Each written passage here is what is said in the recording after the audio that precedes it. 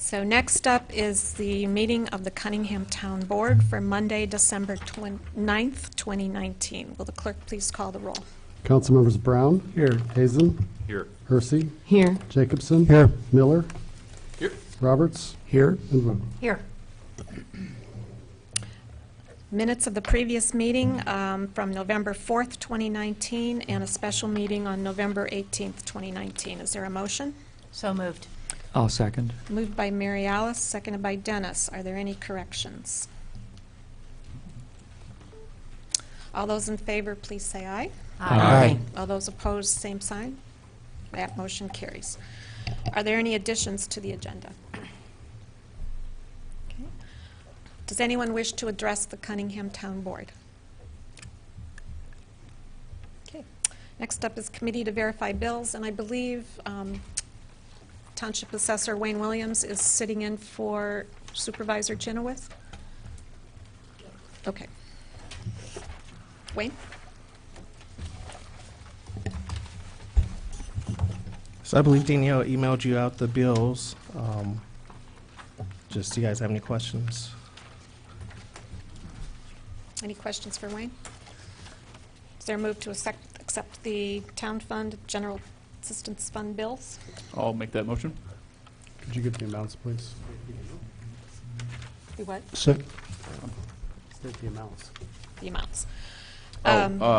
Move to accept the town fund in the amount of $133,000 and $133,046.29, and the general assistance fund for $56,477.67. Be approved. Second. Okay, moved by Jared, seconded by Eric. Any discussion? All those in favor, please say aye. Aye. All those opposed, same sign. That motion passes. Reports of officers. So Danielle emailed a supervisor's memo, so if it's okay, I'll just go into my report.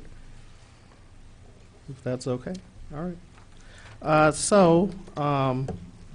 To date, my office has gone out and measured 904 parcels. That's about 11% of the 8,242,000 residential parcels that I hope to tackle in the next year. We are working very hard. We also have appeals, and we're still dealing with hearings, so we'll be doing that through the end of the calendar year. I also just want to remind anyone that if anyone has any questions about their assessment, please call my office. The number is 217-367-7059, or you can come to the office at 205 West Green, and myself or someone on my staff is more than happy to talk to any taxpayer about their assessment. Wayne, could you say your number again? I'm sorry. The phone number? 217-367-7059. And Wayne? Dennis. Yeah. Do you want to update anything about the comment that I sent to you this afternoon? Did you see that? I did, and no. No. Okay. Thank you. Any other questions? Unfinished business is none.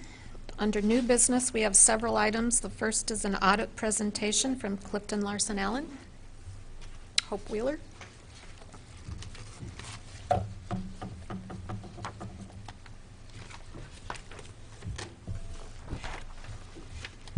Hello, thanks for having me here tonight to present the results of the June 30, 2019 audit.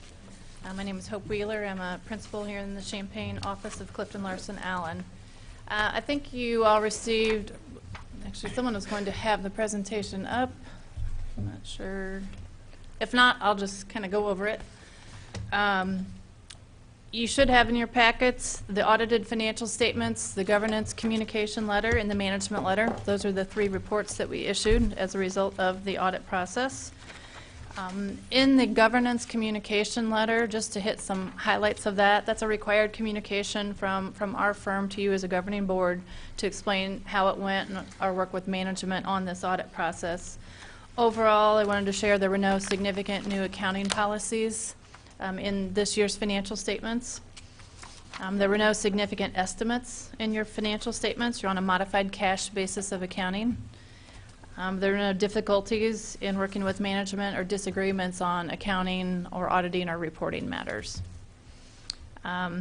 There are also, if we have adjustments, they are attached to that governance communication, and there were no uncorrected misstatements. There are a few journal entries attached to that letter, but none of them were material or significant.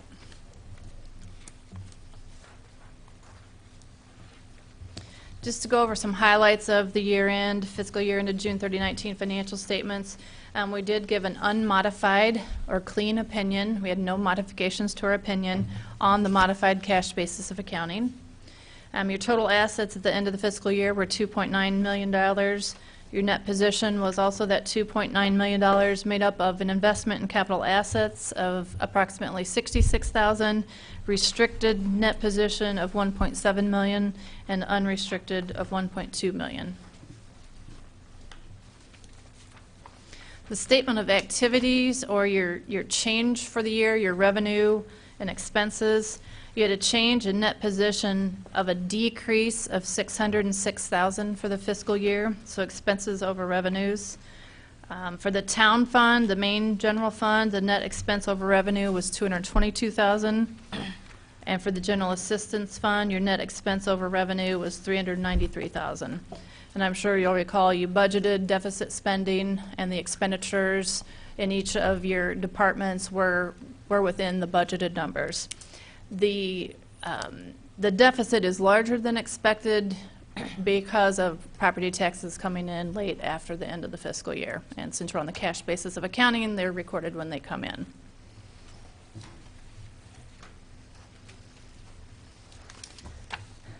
I had a slide that showed revenues in total compared to the two prior fiscal years. That I'll just explain. For 2017, you were at $1.1 million in total revenues. 2018, also $1.1 million. And then for fiscal year 19, the revenues were $903,000.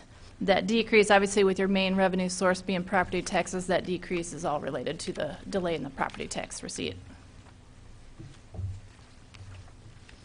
Expenses-wise, compared to the prior 2 years, fiscal year 17 totaled $833,000, fiscal year 18, $1.2 million, and then fiscal year 19, $1.5 million.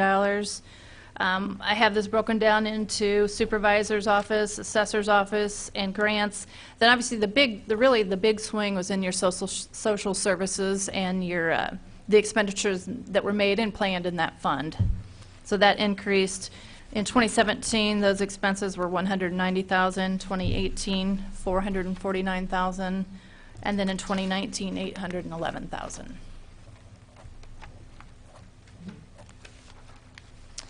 Net position-wise, just showing your 2017 and 2018 net position stayed flat, and then that decreased in 2019, as expected, to try to follow the new state law of not having too much of a reserve in your fund balance. So that net position did decrease in 2019, as I explained earlier.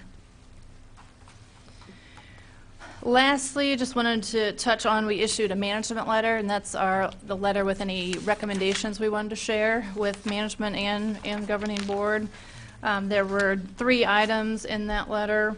One of them, if you've been on the board in the past, you've seen in the past, related to really just informing you that we do prepare the financial statements as part of the audit process. We can't be considered part of your internal control system, but that the audit report was reviewed by Danielle and approved. The second item related to journal entries. There was an improvement made in this year. Last year we reported journal entries are an area we always recommended. Those are manual adjustments, so it's not cash in, cash out necessarily. So it always creates potentially a risk that a manual adjustment could be made without proper support. So we always recommend a second set of eyes on that, or a review process, and that be documented.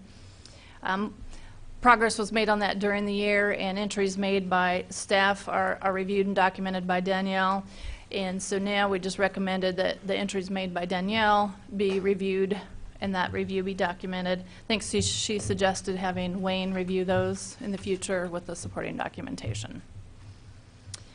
Then the last item in that letter was in regards to the reconciliation process. We noted during this fiscal year, there were some instances where the bank reconciliations weren't completed on a timely manner, and the reconciling items not cleared off on a timely manner. I think in discussion with Danielle, that was, I think, related to some timing and some staffing issues, and so she's aware of that and is putting a process in place to make sure things stay up to date on a timely basis. Then in addition, there was a new count related this year related to credit cards, and that didn't have a reconciliation being completed, so she is working and maybe has already implemented a process to make sure that's reconciled on a monthly basis also. She has. Okay.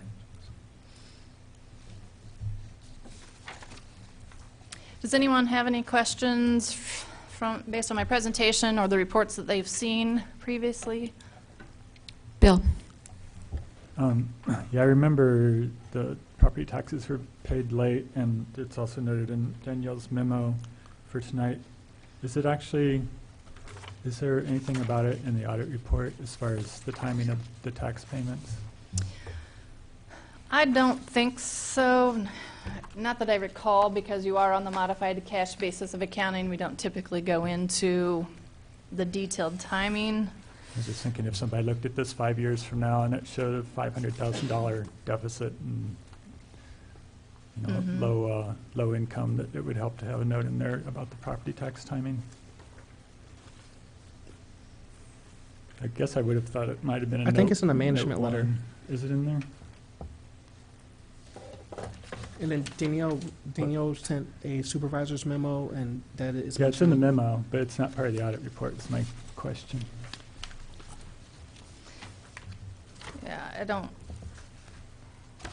Don't see it. I Okay. don't recall I it didn't see being. it, so I don't know. Yeah. I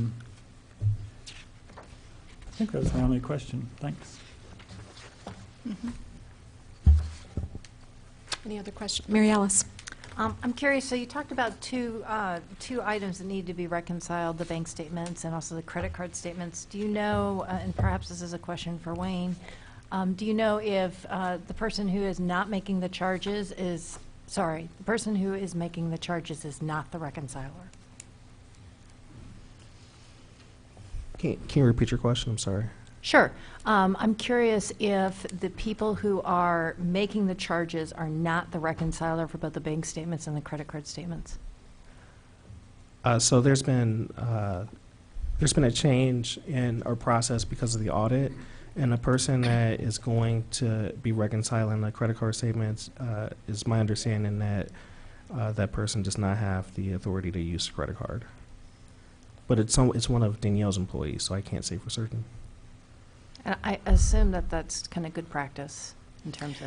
I will, and I can't necessarily answer that specifically. I will say we reviewed the policies that were put in place over the credit card usage, and they were very good. Very good, very detailed. I was very impressed with the level of detail they went into. But then it was just the policy, Danielle had concern about credit cards and the usage. Then it was just really on the back end of doing the reconciliation. So there are good policies in place. I can't answer whether the person because I think they check out the credit card anytime we they check need out to the use credit it. card. So I use the credit card, but I also help with reconciliations if needed. So. But then there's always a second set of eyes on that. So I understand your question. So is Wayne making charges and then also doing the reconciliation? Correct. I can touch base with Danielle as well. Okay. Thank you. Any other questions? Eric? I think this is probably not a question for you. Maybe it's a marker for future discussion, or maybe somebody just has to remind me of what happened. But I was a little bit startled at the $811,000 in this past year for social service funding. Where did that come from? We must have approved that, but when did that happen? You guys get the bills every month. Well, but the statement here was that this was, so this was general assistance. This wasn't in programs. I can speak to the Yeah. assessor's budget. It's general assistance. Yeah. Okay. Yeah, the general assistance fund, had 705,000 Okay. in social service expenses. And town fund was only 177 of that number. Oh, okay, it's fine. I had a semantic glitch when social service was mentioned. I was thinking of the programs that we fund. Okay. Mary Alice, you had a question? Okay, good. Any other questions? Wayne? Not a question, but I would just like to add that in previous years, there was a finding for the lack of proper tracking of vacation and sick time. That is not a finding this year. That is correct. Any other questions?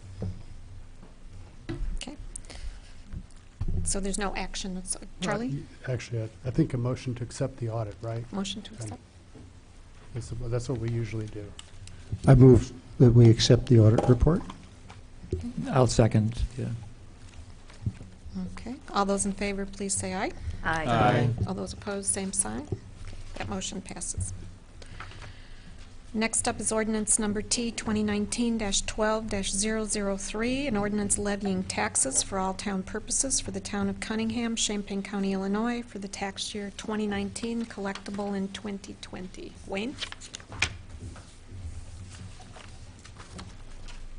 In this ordinance, we're asking that you pass an ordinance to levy $761,000 for the town fund, $626,631 for the general assistance fund.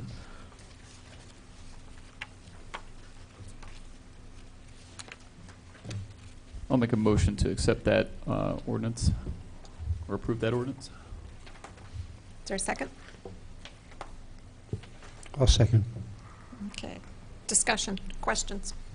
Mary Alice?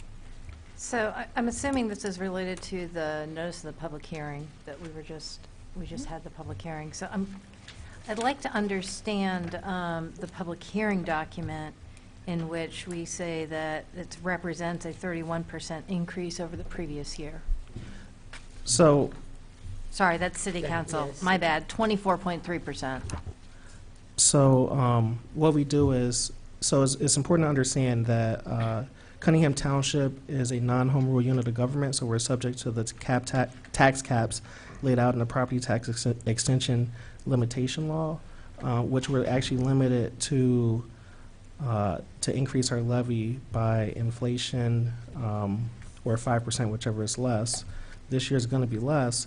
However, you're allowed to recoup the full amount of any new property that may come on. Okay. And I gave Danielle the calculations for what I think is going to be new construction. However, there is a chance that there is significant new value added if we win the Carl and OSF case. Therefore, we need to levy enough to be able to recoup the full value. So if I can summarize, it sounds to me like there's three levers here. The first one is the property tax cap, which is 5% or less inflation. Then there is whatever new building there is, potential. And then there is the hospital properties coming back on the rolls. Yeah. Those three levers, is that correct? Yes. Okay, so if, so we have an amount of 1.5, I'm just going to round up, 1.5 million.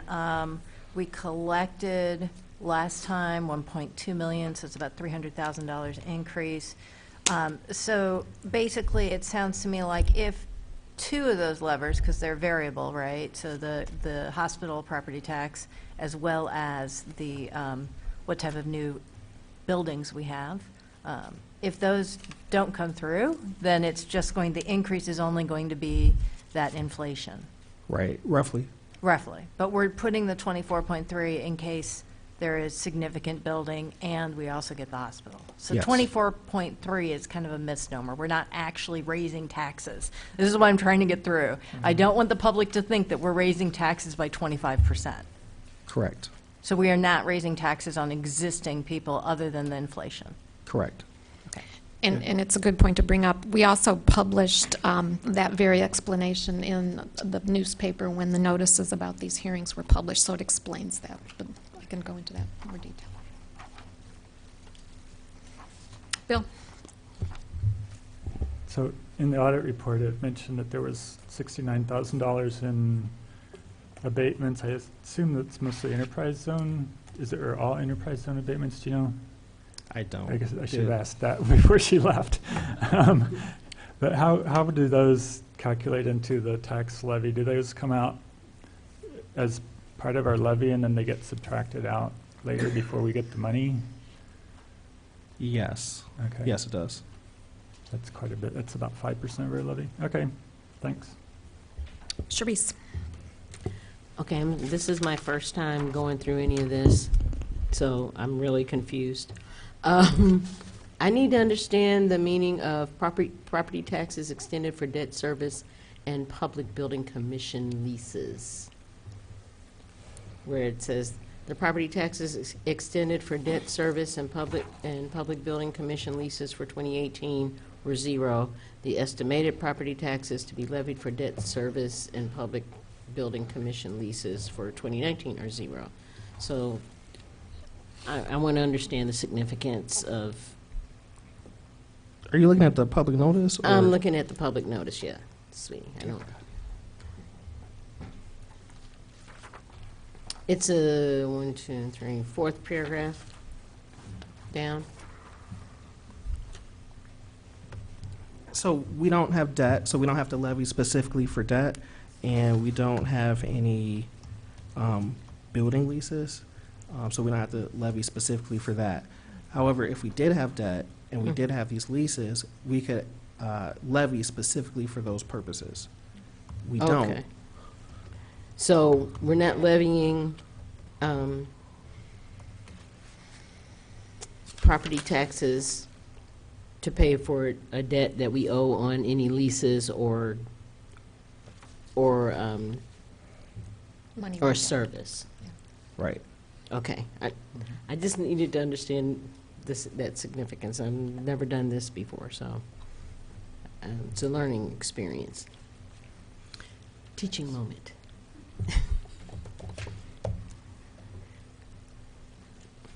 Anything else?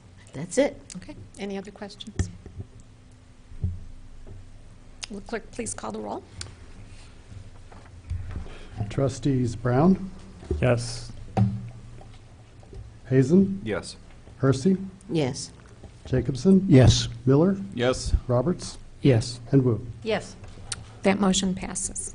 Next up is resolution number T 2019-12-020R. Resolution authorizing Cunningham Township Supervisor to sign a contract with Gallagher Benefit Services Incorporated for insurance broker services. So in this resolution, there needs to be one change made.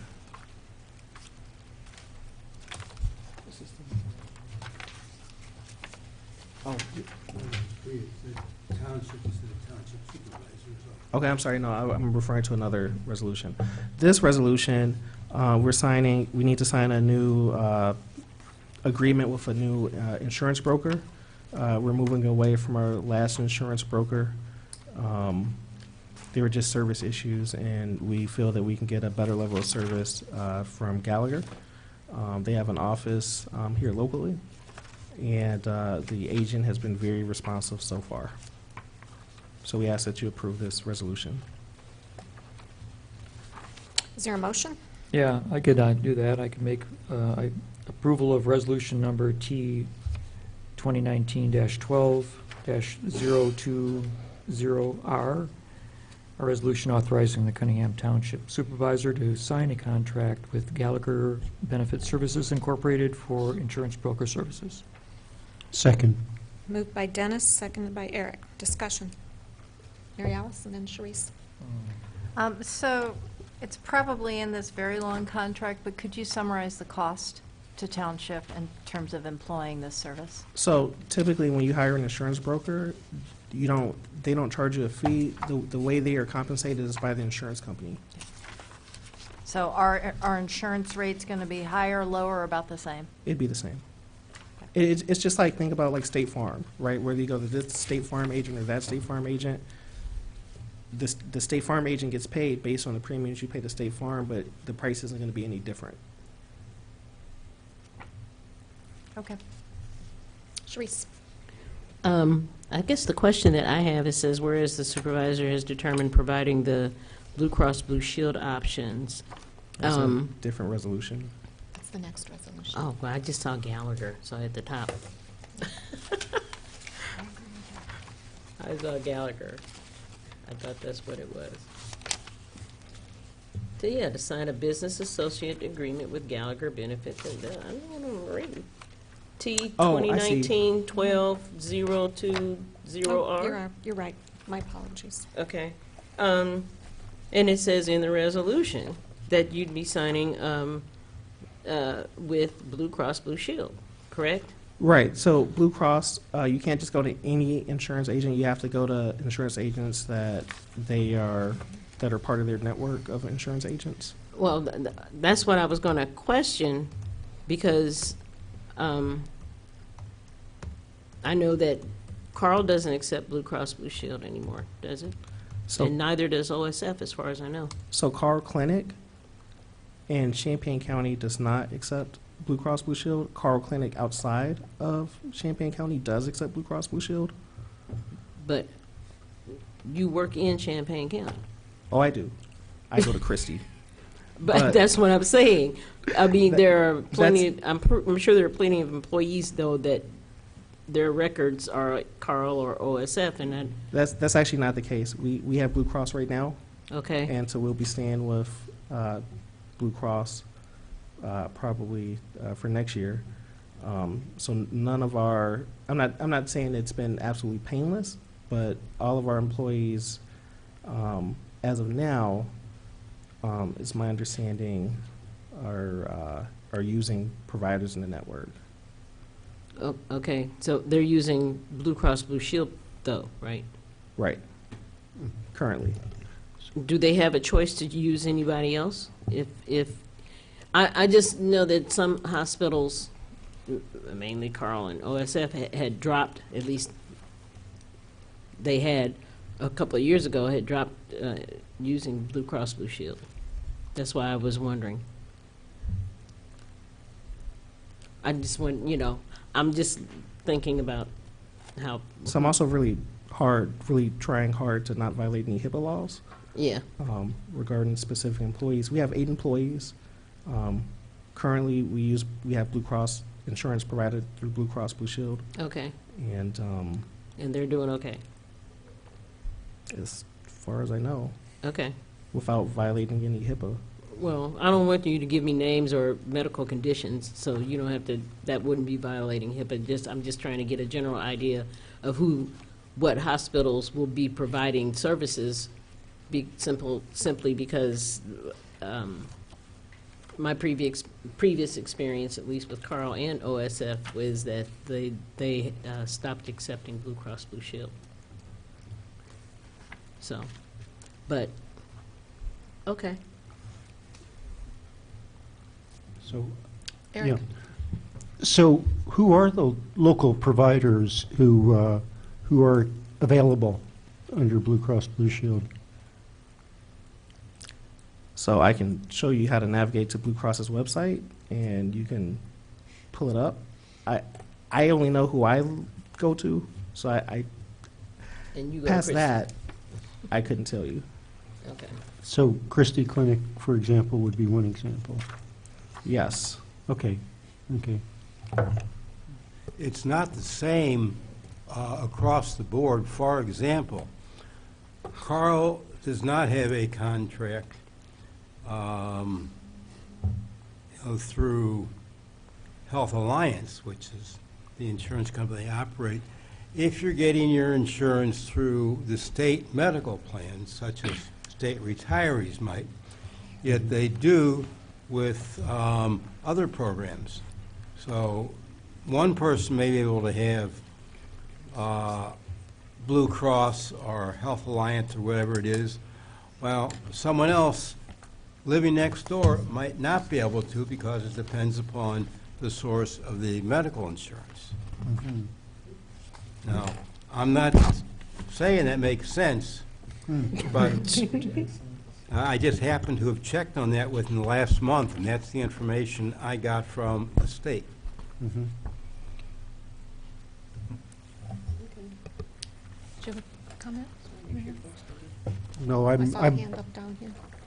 I would say I'm satisfied with you guys' response, I'm bewildered by the healthcare system.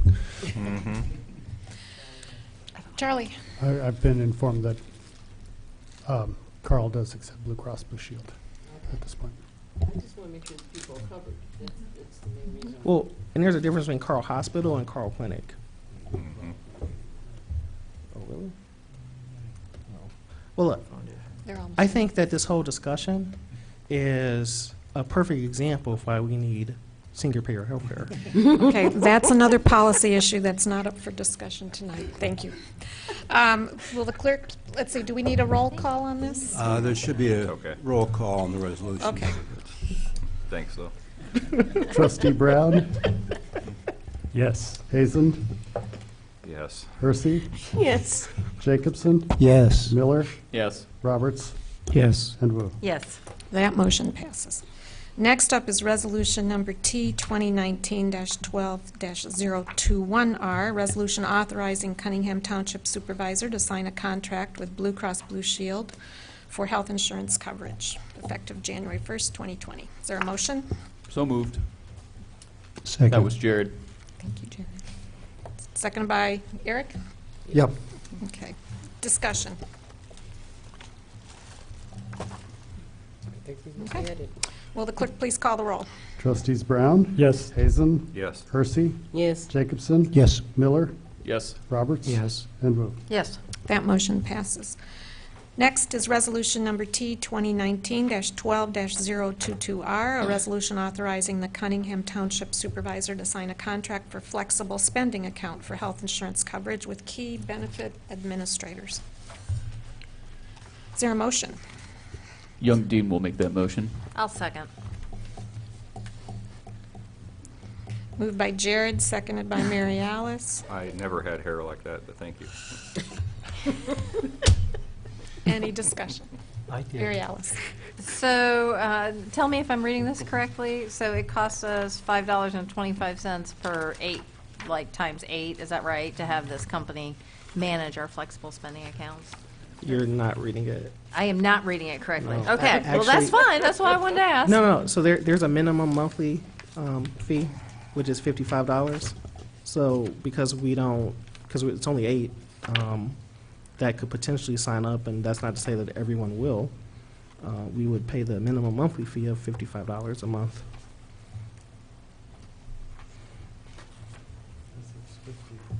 Is it 50? So this Oh, says it's 50. and I guess so I understand that I mean, the U of I has the same thing, right? We have to submit a certain minimum amount, otherwise we can't participate in the plan. I get that. I guess the bottom line is I'm trying to figure out, does this contract obligate Township to pay for this service? Or, that's why I don't understand, the monthly administrative service is $5.25 per participant. That's why I'm trying to understand that number. So I can tell you with absolute certainty that at least one township employee will take advantage of this if offered. So we'll have to pay at least $50 a month.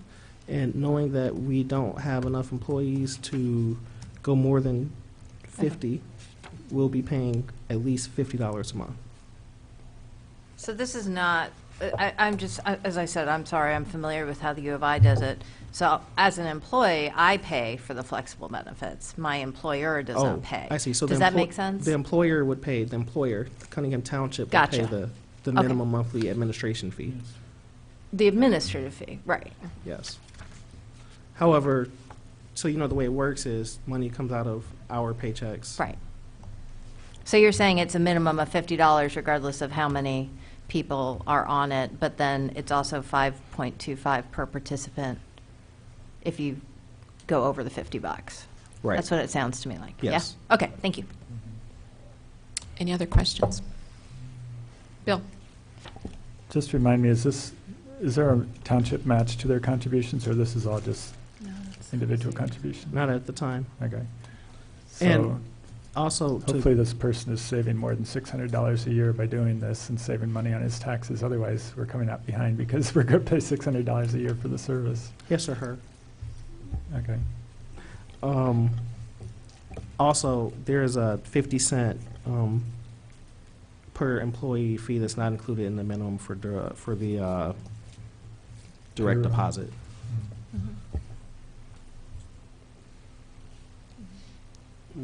Any other questions? We have a motion and a second. Will the clerk please call the roll? Trustees Brown, Yes. Hazen, Yes. Hersey, Yes. Jacobson. Yes. Miller, Yes. Roberts, Yes. and Wu. Yes. That motion passes. Last item on the township agenda is approving the 2020 town board meeting schedule.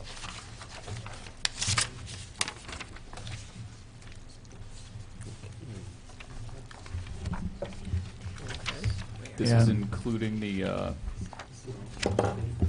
time and date change? Oh, Did you want to summarize? wait. Actually, we need to, I don't know how this works, but that last resolution, That we just passed? yes, There's something that needs to be amended, isn't there? there's something that needs to be amended. So not 21, not 20, so it's probably 22. Not 20. Give me a moment. Not 21.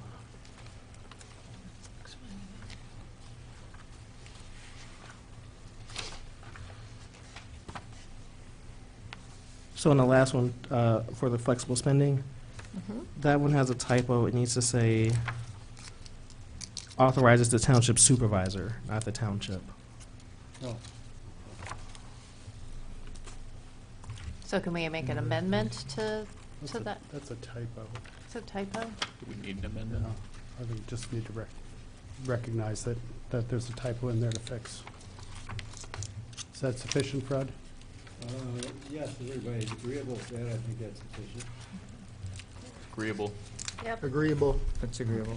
Agreeable. Duly noted. Where is that actually Might as well listed, though? vote. It's now therefore being resolved. It's the second line. It's right below the resolved. It's the second whereas. Okay. Okay. All right, we'll make that correction with the Wait, final. I thought it was no, I think it's the last. Authorizes the Whereas. township supervisor, underneath the resolve, right here. Oh, my There- Yeah, bad. underneath the Therefore be resolve, resolved. right, yeah, Yeah, underneath yeah, the yeah, resolve, yeah, right. you're right. Not the second, yeah, right. Right. Okay, we'll make that correction. All right, township board meeting schedule. Charlie, did you want to speak to Yeah, that?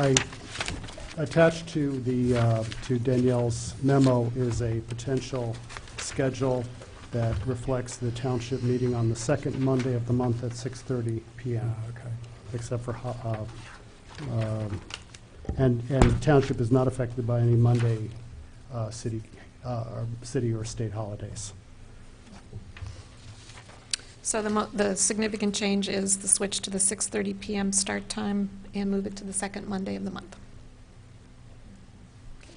And do we need a motion? Yeah, a motion just to What do those. are people actually approving? The Mo- list of dates on the? The township meeting dates on the attached, The calendar.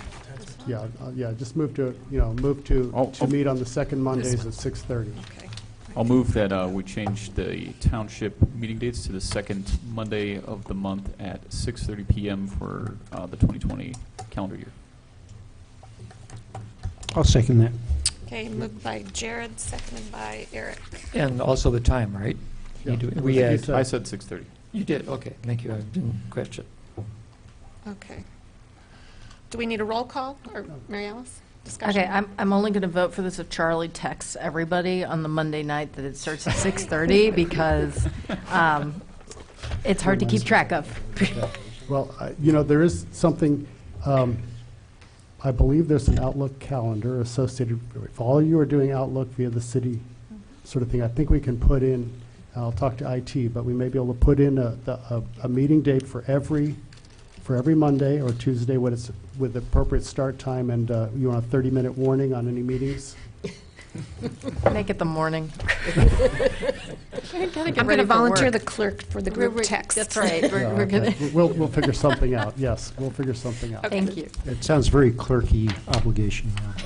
We'll figure something out. All right. Can we do a voice?